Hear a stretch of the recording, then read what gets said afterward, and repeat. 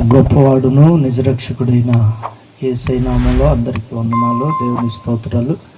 కూడి వచ్చిన నా తోటి దైవ సేవకులైన దేవుని సేవకులందరికీ వందనాలు తెలియపరుస్తున్నాను.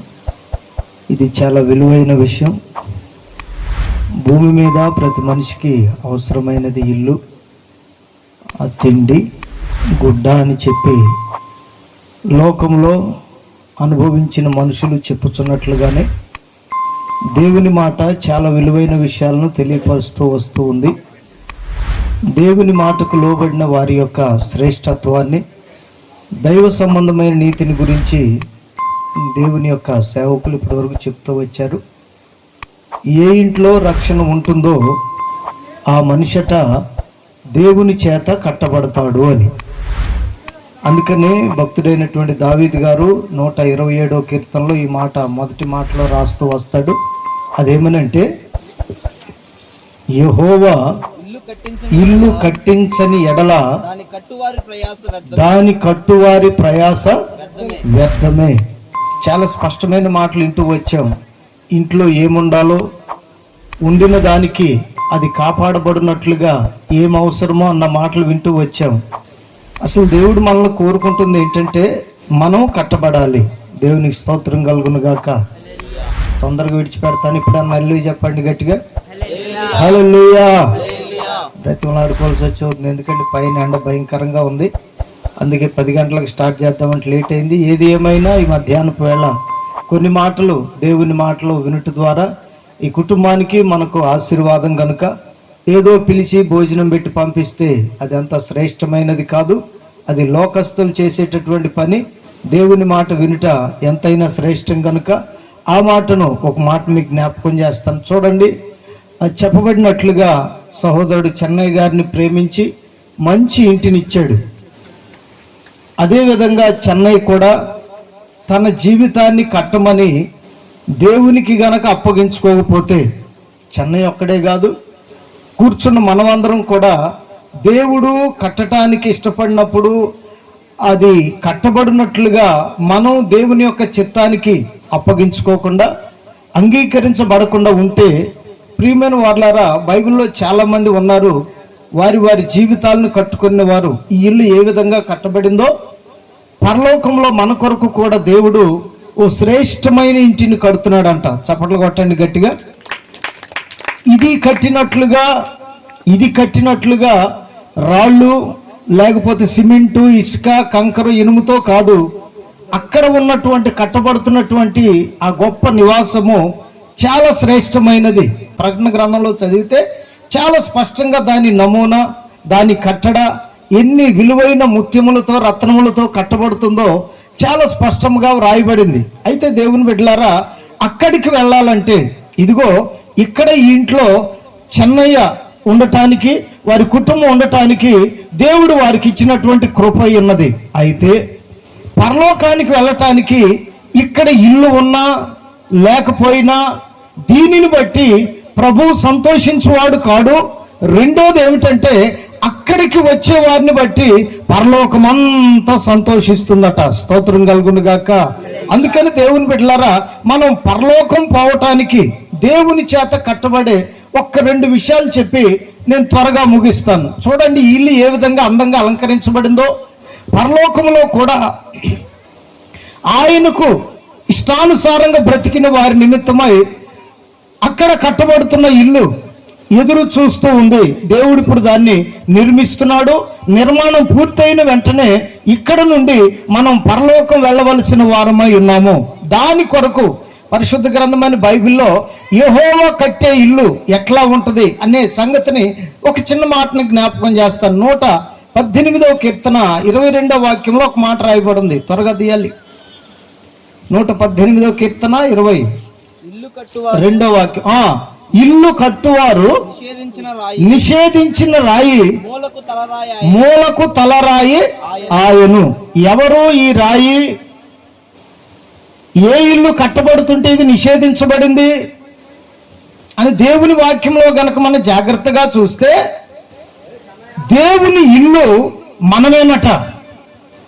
మనల్ని కట్టడానికి దేవుడు ఆలోచన కలిగి ఉంటే మధ్యలో అపవాది వచ్చి ఆ కట్టడను పాడు చేయటం, మనిషి పాపం ఆజ్ఞాతిక్రమం వల్ల పాపం చేయటం, ఆ పాపం భూమి మీద ప్రతి మనిషికి ప్రాప్తించటం, ఇదంతా మనం చాలాసార్లు వింటూ వచ్చాం. అయితే ఆ పాప పరిహారము నిమిత్తమై దేవుడు మనిషిని మరలా కట్టాలని, ఆయన ఇల్లుగా మార్చాలని ఓ రాయిని భూమి మీదికి పంపించాడు. స్తోత్రం కలుగును గాక. ఆ రాయే మన ప్రభు అయిన యేసుక్రీస్తు. ఈయన భూమి మీదకి వచ్చిన ఉద్దేశం ఏమిటంటే, శరీరధారిగా వచ్చిన ఉద్దేశం ఏమిటంటే, ఆయన భూమి మీదకి శరీరధారిగా రావటానికి భూమి మీద శిథిలమైపోయినటువంటి మనిషి జీవితాన్ని, పాపము వలన పాడైపోయినటువంటి మనిషి జీవితాన్ని కట్టి పరలోక రాజ్యానికి తీసుకొని వెళ్ళటానికి వచ్చిన కారణ జన్ముడు, పరలోకపు మహిమను విడిచి వచ్చిన పరిశుద్ధుడైన దేవుడై ఉన్నాడు. ఈ గొప్ప విషయాన్ని అలనాడే దేవుని బిడ్డల ద్వారా ప్రకటించబడింది. అదేమిటంటే, ఇల్లు కట్టువాడు నిషేధించినటువంటి రాయి తలకు మూలరాయి ఆయను. ఆయన ఓ మనిషిని కట్టడానికి, ఇంకా పౌలు గారు అంటాడు కదా కొరింథీ 1:10 ఆ బండ క్రీస్తే. క్రీస్తనే బండ మీద ఓ మనిషి తన జీవితాన్ని కట్టుకోవడానికి లేక రాయి ఉన్న వాణిని చూడండి. చాలా మంది నేటి దినాల్లో కూడా యేసు క్రీస్తుని రాయిగానే చూడటం అలవాటైంది వాళ్ళకి. బైబిల్లో ఉంది కదా, తలకు మూలరాయి ఆయను అని చెప్పి యేసు క్రీస్తును కూడా లోకంలో ఉన్న వాళ్ళు అనుభవించేది వేరు, దేవుణ్ణి నమ్మేమని చెప్పుకుంటూ వీళ్ళు చేసే కార్యక్రమాలు వేరుగా కనపడుతూ ఉన్నాయి. అందుకని అంటున్నాడు, ఆయన ఆ వచ్చినటువంటి రాయి,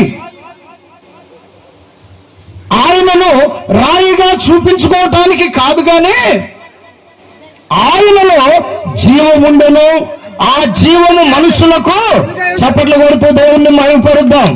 ఆయనలో ఉన్న జీవాన్ని చూడట్లేదు, ఆయనలో ఉన్న దైవత్వాన్ని చూడట్లేదు.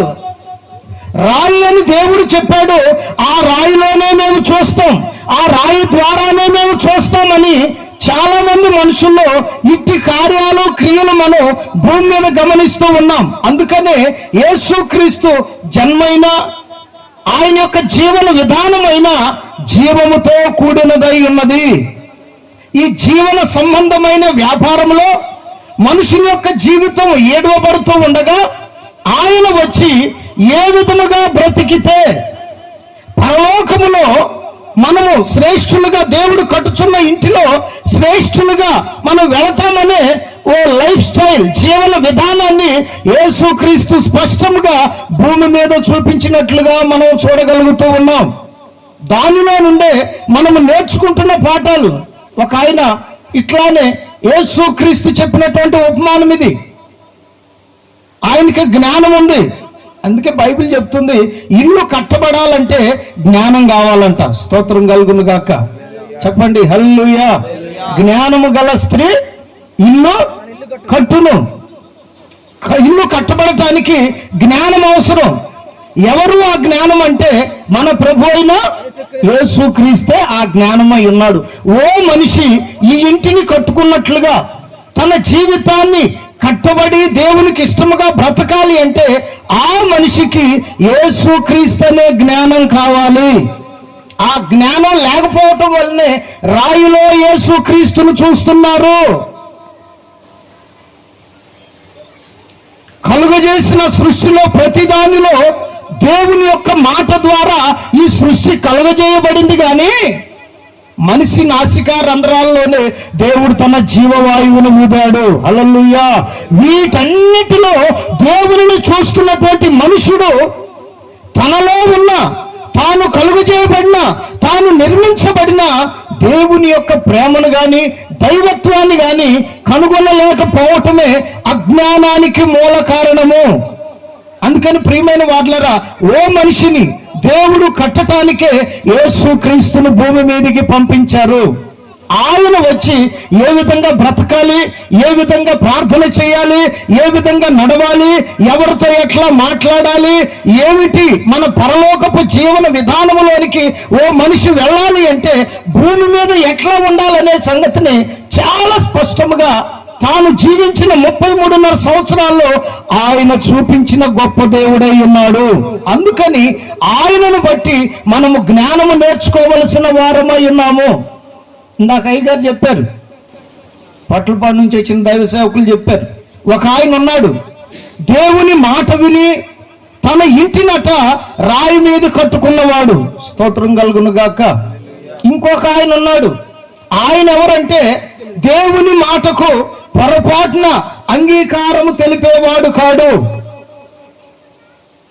తనకు ఒక స్టైల్ ఉంటుంది, తనకు ఒక జీవితం ఉన్నది. అది ఏమిటి ఆయనకు నేర్పిందంటే, చదవండి ఆ మాటను, 24వ వాక్యం అనుకుంటాను, 7వ అధ్యాయం మత్తయి సువార్త 24వ వాక్యం, 26వ వాక్యం చూడండి ఒకసారి త్వరగా. మత్తయి సువార్త 7వ అధ్యాయం 26వ వాక్యం చూడండి. మరియు ఈ నా మాటలు విని వాటి చొప్పున చేయని ప్రతివాడు ఏంటంటే ఇక్కడ రాయబడి ఉంది, ఈ నా మాటలు విని అంటే ఇతను మాట వింటాడు గాని దాని ప్రకారం చేసేవాడు కాడు. ఈ రోజున ఇన్ని సంవత్సరాల నుండి మనకు దేవుని మాట వినపడుతున్నా వింటున్నాము గాని దాని ప్రకారం చేయట్లేదు. ఇక్కడ చేయని వాడు ఒకడున్నాడు, ఆయన గురించే దేవుని వాక్యం తెలియపరుస్తున్నా. ఈ నా మాటలు విని వాటి చొప్పున చేయని ప్రతివాడు, అయ్యా అయ్యా ఇసుకరా, నువ్వు మళ్ళీ బండత కలపమాక. అక్కడ ఇసుక మీద తన ఇల్లు కట్టుకొనిన బుద్ధిహీనుని పోలి యుండును. వాన కురిసెను, వరదలు వచ్చెను, గాలి విసిరి ఆ ఇంటి మీద కొట్టెను గాని. హల్లెలూయా. క్రైస్తవ కుటుంబాలకు ఒక మేలుకొలుపు ఏమిటంటే, దేవుని మాట వింటున్నాము గాని ఆ మాట ప్రకారం నడవట్లేదు, ఇంటిని కట్టుకోవట్లేదు, ఇంటిలో జీవించట్లేదు. అందుకోసం ఏమవుతుందంటే చాలా క్రైస్తవ కుటుంబాలు, అనగా నేను చెప్పేది భౌతిక సంబంధమైన ఇల్లు కాదు సుమా, జీవితాలు. క్రైస్తవులమని చెప్పుకుంటూనే చాలా మంది జీవితాలు కూలిపోవటానికి, పాడవటానికి గల కారణం ఏమిటంటే ఇల్లు బ్రహ్మాండంగానే ఉంటుంది, జీవితాలు సక్రమంగా ఉండట్లేదు, శరీరం ఆరోగ్యంగా ఉండట్లేదు, బ్రతుకులు పరిశుద్ధంగా ఉండట్లేదు, వారి మోకాళ్ళకు ప్రార్థనా విద్య నేర్పట్లేదు, వారు దేవుని గురించి స్తుతించే నోరు మనస్సు కలిగి ఉండట్లేదు. దానికి ఏమవుతుంది అంటే వీరి జ్ఞానం వీరికి ఎక్కడికి నడిపిస్తూ ఉందంటే, ఇసుక మీద కట్టిన ఇల్లు బ్రహ్మాండంగా ఉంటుంది, లోకములో జీవితాన్ని కట్టుకున్నా బ్రహ్మాండంగా ఉంది. ఇంత పెద్ద గొప్పోళ్ళు ఎట్లయ్యారు, రాజులైనా పరిపాలకులైనా వీళ్ళంత గొప్పగా ఎట్లయ్యారు, వారు కూడా లోకంలోనే ఉన్నారు కదా, దేవుని ఎరగలేదు కదా. మనము కూడా వారిని చూసి మన ఇంటిని ఎడగట్టుకున్నాం, ఇసుక మీద కట్టుకున్నాం. మన జీవితాన్ని లోకం మీద కట్టుకుందామని ప్రయత్నం చేసిన పలు మార్లు వారి యొక్క జీవితాలలో ఏమెదురైన అంటే, ఇక్కడ వాన కురిసెను, వరదలు వచ్చెను, గాలి విసిరి ఆ ఇంటిని కొట్టెను. ప్రియమైన వారలారా, వాన కురిసింది, వరదలు వచ్చాయి, గాలి విసిరి ఆ ఇంటిని కొట్టింది. అయితే అది పునాది, దాని పునాది ఇసుకలో వేయబడెను గనుక అది కూలిపోయెను లేక కూలబడెను. అందుకోసమే యేసుక్రీస్తు మూలరాయిగా, లోకానికి రక్షకునిగా, లోకంలో ఉన్న ప్రతి పాపిని రక్షించటానికి, వారి యొక్క పాపముల నుండి విడిపించటానికి 2000 సంవత్సరాల క్రిందట వస్తే నేటికి కూడా ఈ లోకంలో కొన్ని సమాజాలు యేసుక్రీస్తుని దేవుడుగా అంగీకరించుటలేదు. ఆయన ఏమయ్యాడంటే భూమి మీదకి వచ్చి మూలకు తలరాయి అయ్యాడు.